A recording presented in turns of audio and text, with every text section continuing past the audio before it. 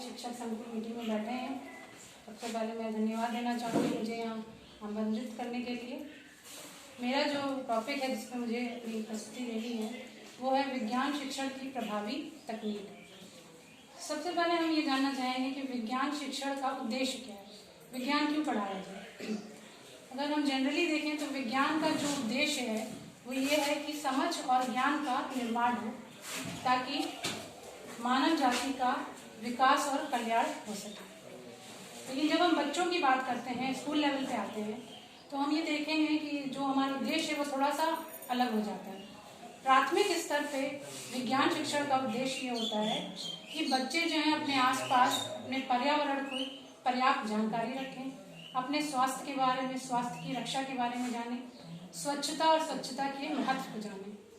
वहीं जब हम कक्षा 6, 7, 8 उच्च प्राथमिक स्तर की बात करते हैं तो विज्ञान शिक्षण का मुख्य उद्देश्य ये हो जाता है कि बच्चों की जो अपनी इंद्रियां हैं उनका प्रयोग करके चीज़ों को समझें और कर सकें।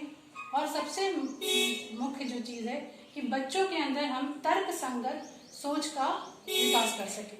बच्चे जो हमारे वो लॉजिकल पर्सन बने, वो हर चीज़ के पीछे तर्क बता सकें। हमारे वहाँ अगर सूर्य ग्रहण हो रहा है तो उन्हें पता होना चाहिए कि क्यों ऐसा हो रहा है। तो विज्ञान शिक्षण का जो उद्देश्य है उच्च प्राथमिक स्तर पर कि बच्चों को हम तर्क संगत सोच का विकास करें। अब हमारे सामने ये प्रश्न आता है कि हम अपना जो शिक्षण कार्य है वो कैसे सरल और रोचक बनाएं ताकि बच्चों को वो आसानी से समझ में आ सके। तो उसके लिए कई प्रकार की तकनीक बताई गई हैं। हमारी जो मॉड्यूल हमें मिले हैं जिसमें ध्यान आकर्षण मॉड्यूल में 18 शिक्षण तकनीक के बारे में बताया गया है।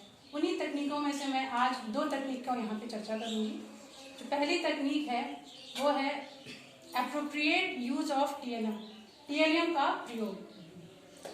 टीएलएम का प्रयोग जब हम अपने कक्षा शिक्षण में करते हैं तो हमारी जो क्लासरूम टीचिंग होती है वो बहुत इंटरेस्टिंग और लाइवली क्लास हो जाता है। बच्चे जो है बहुत उसमें आनंद आता है बच्चों को उसमें पढ़ने में।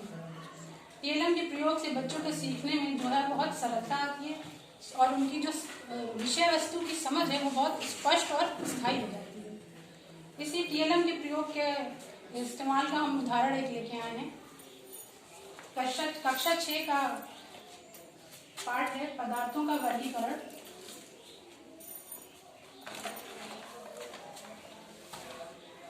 पदार्थों के वर्गीकरण में हम यहाँ पे बात करेंगे पारदर्शिता के आधार पे हम पदार्थों का कैसे वर्गीकरण करें।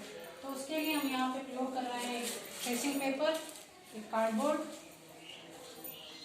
ये कोई टॉय यहाँ कुछ भी ले सकते हैं, और एक प्लास्टिक का ग्लास। तो सबसे पहले हम ये प्लास्टिक के ग्लास में इस कार को डालेंगे और बच्चों को दिखा के पूछेंगे कि क्या ये कार उन्हें दिख रही है।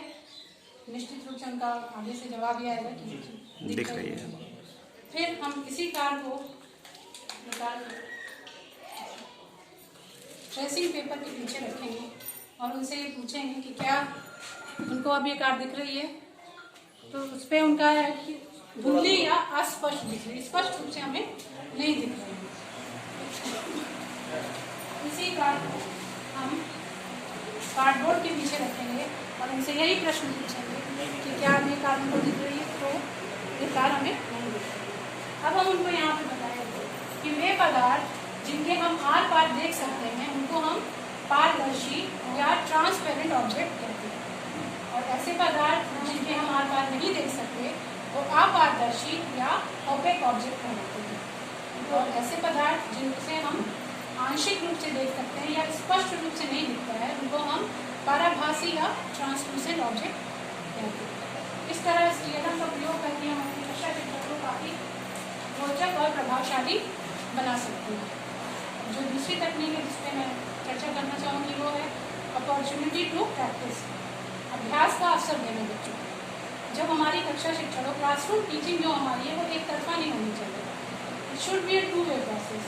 जब हम बच्चों को पढ़ा रहे हों तो बच्चों का रिस्पांस और उनकी प्रतिक्रिया हमारे लिए बहुत महत्वपूर्ण है। जब हम बच्चों को अवसर देंगे कि वो हमारे साथ टीचिंग में इन्वॉल्व हो जाए तो उनको सीखने में भी मज़ा आएगा और उनकी समझ भी बेहतर हो जाएगी।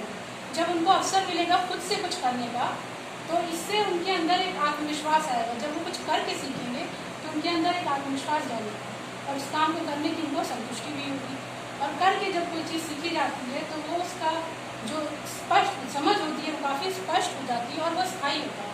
रिटेंशन पावर जो होता है उसका बहुत ज़्यादा हो जाता है। कोई भी चीज़ जो हम कर लेते हैं, करके सीखते हैं, वो चीज़ हमें याद रह जाती है। तो इस तरह हम बच्चों को अभ्यास करने का मौका देके उनको ये अपनी जो शिक्षण कार्य है उसको काफ़ी प्रभावशाली और रोचक बना सकती हूँ।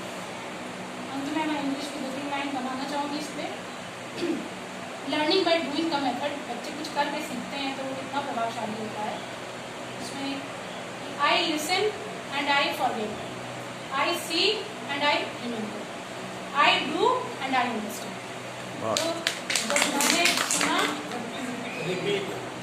आई see and I forget, sorry, I listen and I forget, I see and I remember, I do I understand. मतलब जब मैंने सुना तो मैं भूल गया, जब मैंने देखा तो मुझे याद रहा, जब मैंने उसको किया तो मुझे समझ में आ गया। इसी के साथ